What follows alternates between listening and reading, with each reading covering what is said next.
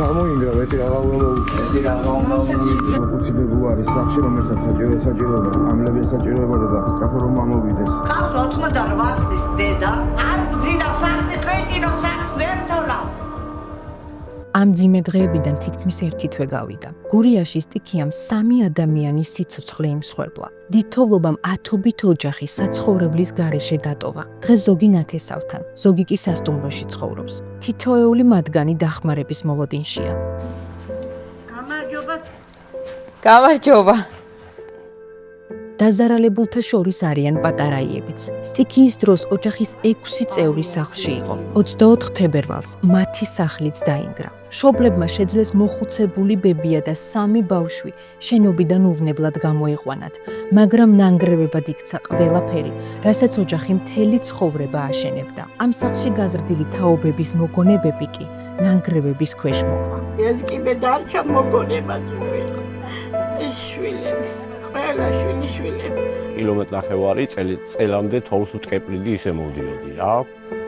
და მოვაქცია სახლამდე და ეს კუხლა გადავარჩინე. ძალიან გვიანი იყო რომ ჩამოვედი და ვაპირებდი მეორე დღისთვის რომ ეს უკვე სახლი ან ვის უნდა კიდე მამაკაცების სახლი დაგრევა, მაგრამ ძალიან გაუსაზრისი თოვლი მოდიოდა და ვერავედი ხამე ფიზიკურად რა. ავიყვანე ცოლ-შვილი დავწეკით ზემოთ. ამის 2 საათზე უკვე დაიწყო მტრევა რა. და ავდექი და ჩამოვიყვანე ცოლ-შვილი და მის მერე უკვე რომ ნელ-ნელა ფერიღაბის გავალობაში დამжდარი გავათენეთ ერთი სიტყვით რომ აი როგორ ინგრეოდა.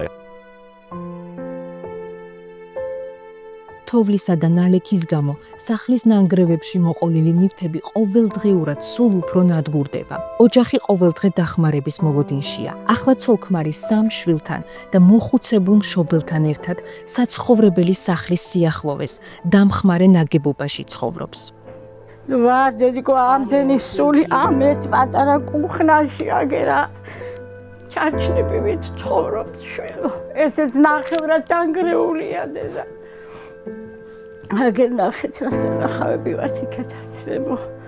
აგერ დღემდე კი მოვალთ რა ვიცი მე არავინ არ მოსულა ისეთი რომ არ იქა გინდა თუ არა თქვენი გული ჰარდი იმშვიდეთ ასე ექენეთ რა ვიცი არ ვიცი. არაფერი არ მაქვს გადარჩენილი გაზე ერთი შკაფი და ერთი დსო-სიგია სარკე გადარჩენილი. სხვა ყველაფერი მომწყდეულია იქიდან.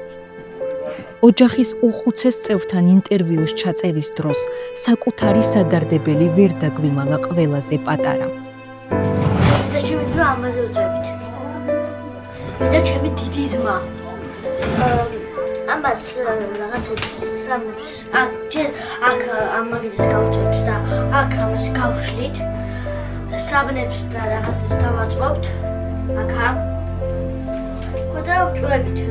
ოღონდ მე ამ ხარებს ვწევით. ჩემი ძმა იქით. ოჯახის ერთადერთი მარჩენალი კობა პატარაია. თulis რომ ახლა მისი მომავალი სახელმწიფოს ხელშია. მერიის შესაბამისმა კომისიამ ჯერ ზარალი უნდა დაითვალოს, შემდეგ კი დაზარალებულები ახალი საცხოვრებლით დააკმაყოფილოს. უკვე 12 დღეა, რასაც უყურებ, რა ვიცი, მტირდებია რაღაცებს, მაგრამ ჯერჯერობით არ ვიცი რა მოხდება და რა იქნება. ვარ ერთის ანაბარა დარჩენილი, ბოლო არ უჩანს ამ დაპირება ჯერჯერობით. ყოველდღიური მიდის ასე თენდება, ღამდება და ველოდები და აი ლოდინში ვართ რა ერთი სიტყვით. სტიქიის დროს თოვლსა და ყინვაში ოჯახებმა 7 დღეღამე გაატარეს. მიტოვებული მოსახლეობა ელექტროენერგიის, გაზის, მედიკამენტების გარეშე და მცირე საკვებით დარჩა. ყველა მერიის ზარალის დამთვლელი კომისიის მოლოდინშია. ხოლო ამის შემდეგ გახდება ცნობილი ვის და როგორ დაეხმარება ქართული ოცნება.